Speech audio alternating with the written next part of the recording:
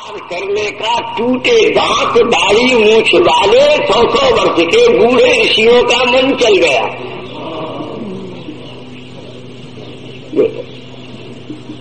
अब तुम दुनियादारी की बात से सोचो तो हाय हाय कर उठोगे, लेकिन शास्त्र जय जय कर उठा। इनका भोग तुम मैं इच्छन, हम तुम्हारे साथ रमण करना चाहते हैं, हम तुम्हारे साथ विहार करना चाहते हैं। क्यों? बोले इस समय तुम में बड़ी बहार आ रही है, रूप की बहार आ रही है। इस समय तुम्हारे भीतर यौवन का नंदन वन फूला हुआ है। हजारों नंदन कानन और चैत्य कानन के बसंतों की सुषमा तुम्हारे मंगल मधुर मुस्कान में, कपूरों की अरुणिमा में, अष्टमी के से चंद्रमा की कांति विष्णुति ललाट पट्ट के ऊपर और चिकचुक हंसों की पंक्ति के से दंतराजियों के बिखरे हुए मुक्ताहलों को जिनको चुभने के लिए नासिका का टूटा झुका झुका पड़ रहा है, वह अशेष विशेष माधुर्य की पूर्ण शोभा आभा से तुम युक्त हो। ऋषि कहते हैं देखो यहां एक बड़ी गंभीर बात हो गई। शोभा आभा तुम्हारी, लेकिन भाई तुम्हारा क्या, तुम्हारी बात का क्या है? हमारी शोभा आभा है, तुम क्या मरते हो? बोले शोभा आभा तुम्हारी, प्रतिभा हमारी। क्या समझो? बोले मैं तुमको नेक भी नहीं देखूंगी। बोले मत देखो, तुम देखो मत देखो, बोलो मत बोलो, सूंघो मत सूंघो, चलो मत चलो, तुमको भी मालूम नहीं पड़ेगा। तुमने अपनी नजर से हमारी प्रतिभा को जगा दिया है। हमारी प्रतिभा तुम्हारे सारे रसमाधुर्य को निचोड़ करके काव्य में और कविता में ऐसे भर देगी कि तुम देने की इच्छा नहीं कर रही हो, लेकिन हम सारी दुनिया को उसका रस चखा देंगे। ये कवित्व कृत्य है। सरस्वती यदवदेशु नित्य माघात वीणा में वागयंती अभ्यंकशोन्मिषित छत्र सिद्धात पत्र काव्यकार ही समुच्च शक्ति तत्र सुदुर्लभा। काव्यकरण में उतनी कठिनता नहीं है, लेकिन उसकी शक्ति तत्र सुदुर्लभा। तुम एक बात नहीं बोलते। पंडित दिग्विजयी पंडित ने रात्रि के 12 बजे नवद्वीप गंगा के किनारे धारावंत 108 श्लोकों में गंगा जी की महिमा कह दी। महाप्रभु ने कहा व्याख्या करो। बोले मैं तो धारावंत बोल रहा हूं, नदी के वर्षा की बाढ़ की नदी की तरह से बोल रहा हूं, मुझे क्या याद है कौन से श्लोक को बताओ। तो महाप्रभु ने एक श्लोक बोल दिया तो दिग्विजयी पंडित को बड़ा आश्चर्य हुआ। तो बोले क्या बात है? बोले तुम प्रतिभा को बांधना चाहते हो। तुमने देवद्वार पर कविता करने की प्रतिभा की है, तुमने देवद्वार पर साधना करके ये रूप पाया है, मैंने देवद्वार पर वो प्रतिभा प्राप्त की है कि तुम्हारे रूप की जलती हुई मोमबत्ती के प्रकाश में मैंने वैकुंठ के भंडार को देख लिया है, उस आलोक को देख लिया। तो आज श्याम सुंदर को अरे भैया देखो ये काला घोर काला परवेष्टि मंडल घने निवरांधिकारम उत्तरी महाराज, ये घोर काला, इसे कैसे देखोगे? बोले नहीं देख सकते। लाइट फिट करो, फोकस गेरो बड़ा तेज जिससे ये चमके। बोले क्या फोकस है? बोले किशोरी जी ने आधारे मूर्धनी जिन्होंने प्रिया जी के दोनों चरण अपने माथे पर रख लिए हैं, उन्हीं के भीतर से प्रिया जी के 5 नखों के कोटि कोटि शरद पूर्णिमा की चंद्रमा की चांदनियों की विलसिती से संयुक्त जो प्रभाव फोकस श्री कृष्ण के ऊपर पड़ा है, वो प्रिया की नखमणियों के प्रकाश में ही समाधि दुर्लभ गोविंद के दर्शन करने का सौभाग्य होता है। आधार मूर्धनी ये श्री किशोरी जी के चरण नखों को जो शारदीय राधा शशि विभा विनिमंजिता नखमणि कोटि कोटि शरदिन्दु कांति विनंदिका सुधांशु विभा विभ्राजिता चरण यावक रंजिता श्री गोविंद हृदय गोविंद मूर्धा स्थिता किशोरी पादारविंद नखमणि कांति बिलसिता प्राणवृत्ति कृष्ण दर्शने सक्षमा। उन्हीं के भीतर उन्हीं के भाग्यवंतों को इस अनंत अधीन अनुभव में आने वाले न दिखने वाले श्री कृष्ण स्वरूप का किंचित दर्शन होता है, झांकी होती है। योग दीपे में लगा रहते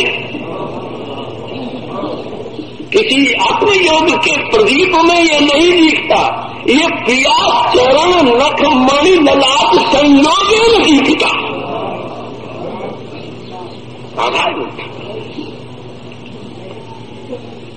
और उसके लिए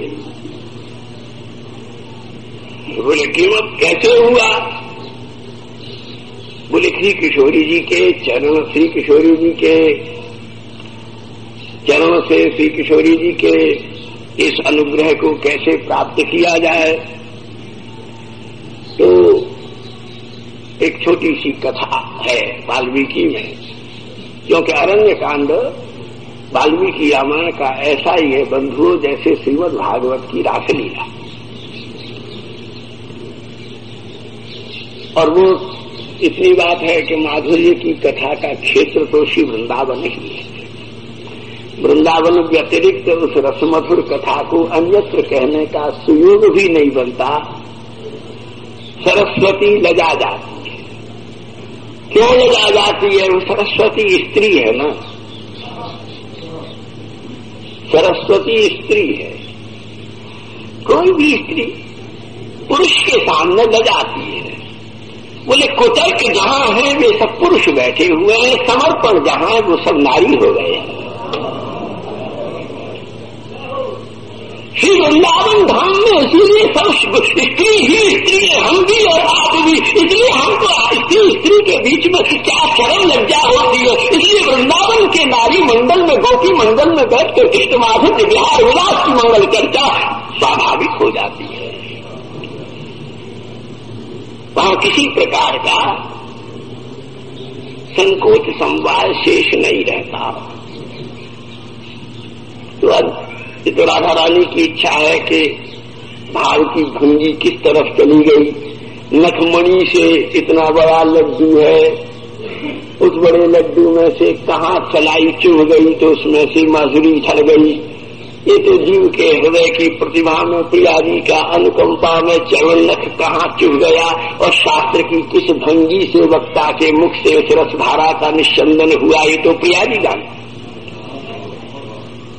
रक्तलाखेन नैसर्गकीयम नैसर्गकीयम निसर्गेण प्रवहमाना सा सुधाधारा। ये तो निसर्गकीय मंगल मंदाकिनी सुधाधारा कल्लोदनी प्रवहमाना हो रही है। अलौकिकीयम अलौकिकीयम, इस अलौकिक तो कहते हैं। अब वो एक अन्यतर कथा कहते हैं। कथा तो पुरानी है, कई बार सुनी होगी, लेकिन भंगी तो हर जगह अलग है। नई कथा कहां से लाए? ये किशोरी जी माननी हो गए तो देख ऋषियों से कह दिया तुम सब ब्रज की गोपी होकर प्रकट हो जाओ, मैं तुमको नारी हृदय दे दूंगी। प्रिया जी ने कहा मैं तुमको सबको नारी है, क्योंकि पुरुष रूप के आस्वादन करने के लिए हजार पुरुष कहना तुमको याद नहीं हो तो तुम्हें कोई प्यार करेगी, तुम्हें कोई देखेगी?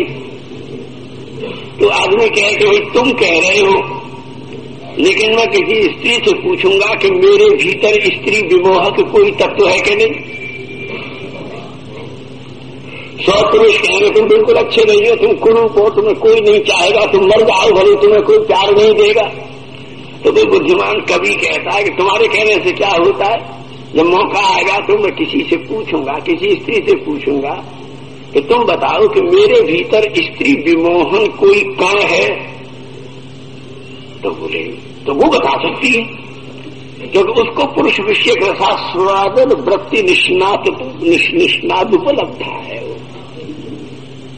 वो इस विषय में पुरुष विषय के अपौरुष रसास्वादन के नैसर्गिक परिप्रेक्ष्य को समझने का संस्कार है। बुद्धि का मतलब संस्कार है।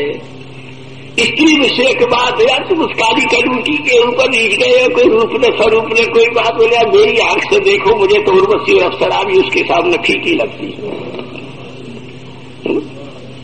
ये पुरुष जागृति है, ये गरिमा के विपक्ष है।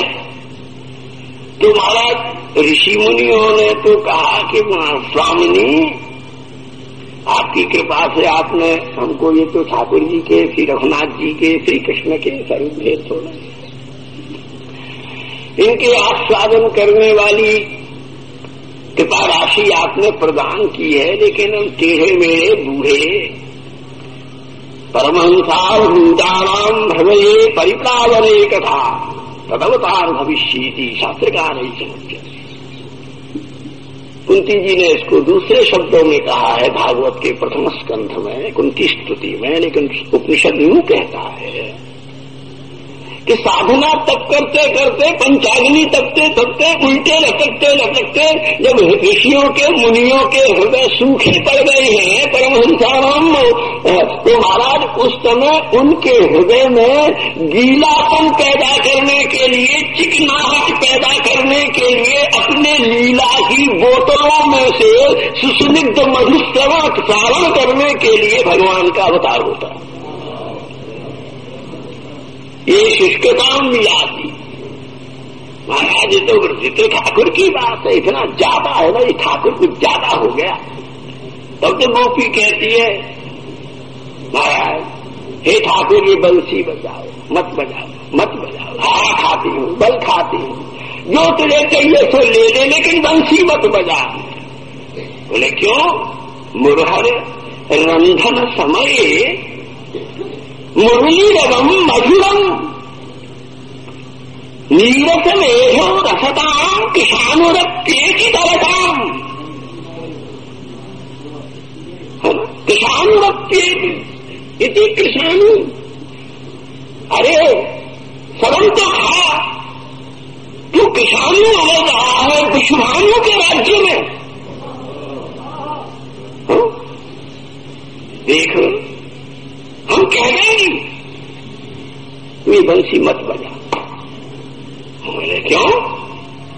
अरे बोले हम तो स्त्री हैं, पुरुष के रूप पर, पुरुष के गुण पर, पुरुष के वैभव पर तो भोली भाली है, सुकुमार है, कोमलांगनी, तनवंगनी, रसस्वनी, इनके भीतर स्नेह राशि, मोह राशि उत्पन्न हो जाती है। तेने हम सबको तो पागल बनाई दिया, हमारी कुलशील, हमारा सब धर्म व्रत मर्यादा, हमारा धैर्य सब तेने चौराहे पर खड़ा करके लूट लिया। जो जागृति की है तेने उसका तो जो होगा, लेकिन इतना अन्याय तो मत कर। हाथ खाती है, पैर छूती है, यहाँ हम रसोई कर रहे हैं, पति हमारे मथुरा जाने वाले हैं, कंस के नौकर हैं, लेट हो जाएंगे तो उनको कितनी परेशानी होगी, और हम बड़ी मुश्किल में पड़ रहे हैं। हे यशोदा नंदन नंदन नंदन, हम चरण वंदन करती हैं, तुम इस समय बंसी बादल मत करो। अरे बोले रसोई तुम कर रही हो, मैं बंसी बजा रहा हूं अपनी मस्ती में, तुम्हारी रसोई से मेरी बंसी का क्या मतलब? पागलपन की बात कर रही हो कि नहीं? बोले नहीं, तू नहीं समझता है, नीरस मेघो रसता। रसोई के चूल्हे में जलने वाली लकड़ियों में से, जलती हुई अग्निमुखी लकड़ियों में से जब ये रस निकल गया तो भोली भाली लड़कियों में से निकला तो क्या आश्चर्य। जब लकड़ियों में से रस निकल रहा है, नीरस मेधो रसताम, इस वंशी रवम मधुरम सर्वभूत मनोहरम स्पंदनम गतिमताम पुलकस्तरूणाम निर्योग पाशुचित लक्षण योर विचित्रम काप्यन्नते कल्पदायथ मूर्छिते न सम्मोहितार्य चरिताम न चले त्रिलोक्याम त्रैलोक्य संभत मदम तरीक्ष रूपम यद्भुद्विजद्युम मृगा पुलकान्य विभ्रम। जड़ों को चेतन कर दिया, चेतन को जड़ कर दिया, पानी को पत्थर कर दिया, पत्थर को पानी कर दिया, ये स्वभावों के बदलने का खेल करती हुई ये निगोड़ी बंशी ने हम सब कुलवंतनियों को, श्रीमंतनियों को, जो कि असूर्यम पश्चा है, सूर्य और चंद्रमा ने भी हमारे मुख को, हमारी कांति किरणों को नहीं देखा। आज चौराहे पर कपड़े उतार करके हम खड़ी हुई है, ये दुर्दशा करने वाली बंशी को अपने होठों पर दुलारता हुआ अत्याचार की पराकाष्ठा कर रहा है। महाराज, तो इतना रसस्निग्ध पुरुष, इतना सुस्निग्ध, इतना मुग्धकारी, इतना विश्रद्ध रसशील पुरुष, तो कहते हैं ऐसी, कहते हैं महाराज, ठाकुर के इस अनुराग से दुष्चित्त होने पर ही, लेकिन वह दुष्चित्त कब होता है? दुष्चित्त कब होता है? श्रवण सुख